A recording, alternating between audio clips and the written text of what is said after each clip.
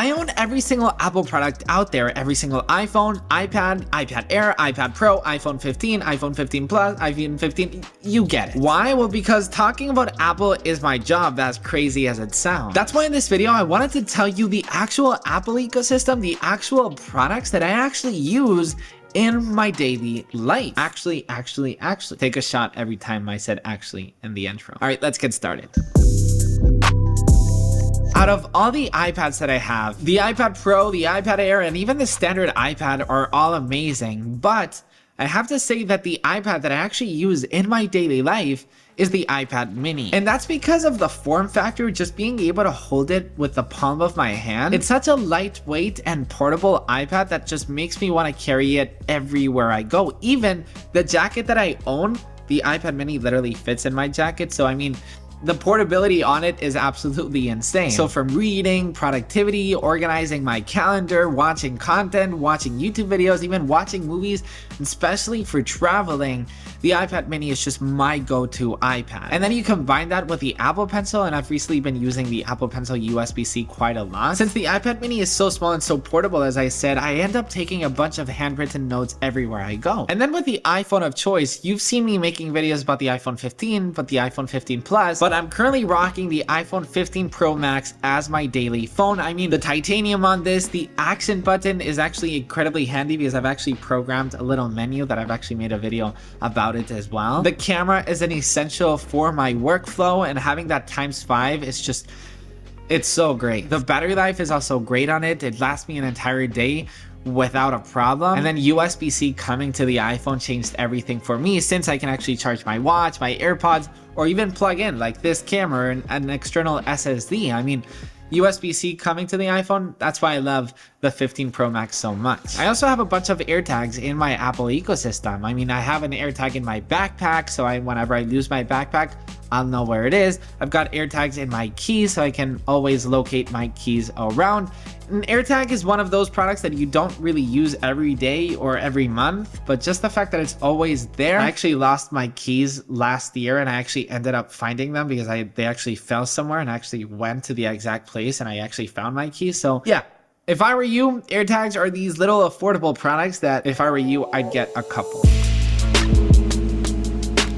I also get tons of questions on whether I should get the AirPods Pro or the AirPods Max, and the ones that I actually use every single day are the AirPods Pro, because as good as the AirPods Max are, I have them, they're great, but they're not something that I actually put in my backpack every single day. They're amazing for specific things, but the AirPods Pro, and especially the second generation, the sound quality is amazing, and just how small and portable the AirPods Pro are compared to the AirPods Max, I just love them, and I don't leave the house without them. They've got USB-C now, which makes it extremely useful because everything is USB-C now, and the noise cancellation as well. Since I live in a city, it's always great to just cancel the sound out, especially for traveling as well. And also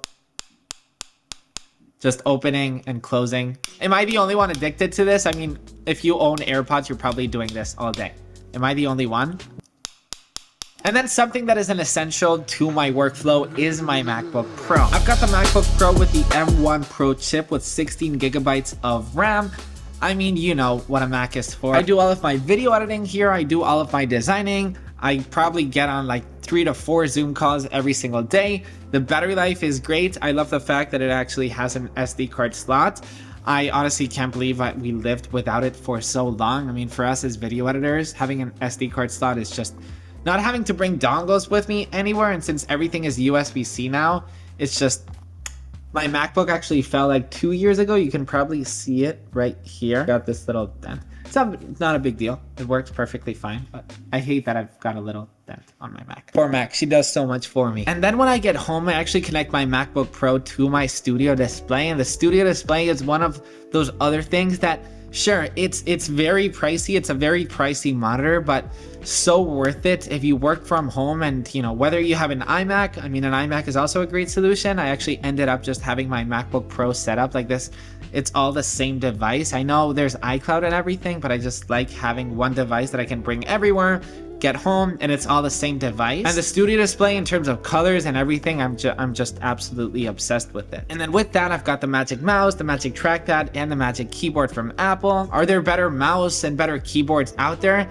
Maybe. I'm just used to them and I just like them. I like the way they look. I like the way they work. I love the trackpad. You can tell me the Logitech one, the Logitech MX3 mouse is better. I just like it. I know you got to charge it underneath, but it charges super quickly. And then at home, once it's time to relax, I've got HomePods all over my home. I've got HomePod minis in my kitchen and the bathroom. I've got it in my living room. I've also got the Sonos setup. So the Sonos isn't necessarily part of Apple, but it is part of the ecosystem since it's got AirPlay. I actually made an entire video about my Sonos setup. Sonos Era 300, the sub, the actual ARC. I mean, it's mind-blowing. I actually prefer the Sonos Era 300, the way that they sound, rather than the HomePods, but the HomePods still have Siri, still have HomeKit, so I still love the HomePod, obviously. I actually prefer probably the way that it looks. I love the HomePod's design, and it's just, it fits into any home perfectly well. And this glass up in the top and the screen, I love the HomePod, and especially with Siri, I just need it, especially to run my HomeKit devices, even though I like the way that the Sonos Era 300 actually sounds better. But that's exactly how I've built my home, right? In my living room, in my couch, in my TV setup, I've got the Sonos setup for the best sound quality. And then in my room, in my studio, in my bedroom, that's why I've got a bunch of HomePods there. I mean, in the kitchen, I don't care if I have the best or not best quality while I'm cooking. I have a HomePod mini. I've got Siri so I can ask timers when I'm cooking.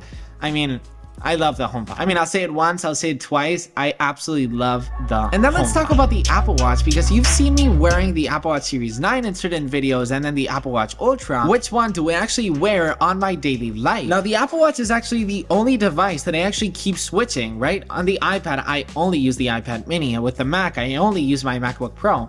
But with the Apple Watch, I love both of them so much, and they're so different and so similar at the same time. I love that fact that the Apple Watch Ultra's battery lasts me for days, but I also prefer the design of the Apple Watch Series 9. It fits my style better. I feel like the Apple Watch Ultra has like a more ultra look, and it's more like, you know, maybe if I'm wearing a certain outfit, I'll wear an Apple Watch Series 9 rather than the Ultra. I just love both of them. I wish that the Apple Watch Series 9 would just have a crazy battery life and I could just switch to that. But instead, the Apple Watch Ultra has so many better things, the display and everything. So I've got mixed feelings with both. I actually love both of them too much.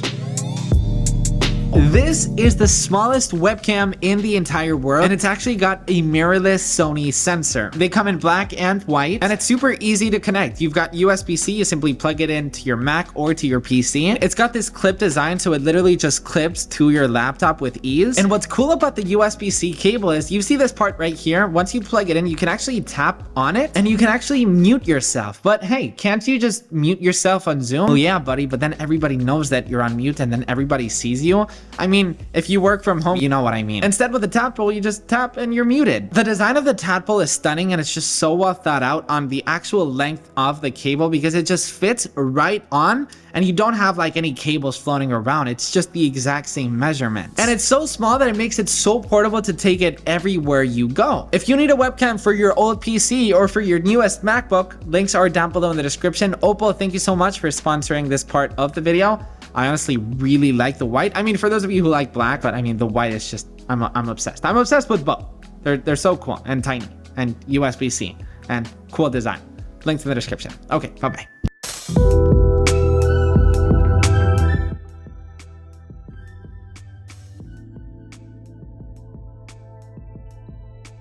I actually filmed the video that you were watching a couple weeks ago, and yeah, I have been using Apple Vision Pro for a couple weeks now, and I gotta say, I mean, I've made tons of videos about it, but it's adapted in my workflow, in my ecosystem so well. The way that I can just monitor my MacBook with my Apple Vision Pro and see my MacBook's display so big. Since Apple Vision Pro has Apple Notes and Mail and the calendar, I can get so productive, and just the fact that it works so well with your eyes, with your hands. It's why Apple Vision Pro has adapted so well. I don't want to talk too much about it because I've already made tons of videos about it. So if you want to see my experience with the Apple Vision Pro on an airplane, you can tap this video right here, or why you need an Apple Vision Pro. I don't want to say it in this video, but I'm just going to say it's adapted to my ecosystem so incredibly well. Thank you for watching, and I'll see you in the next one. Bye-bye.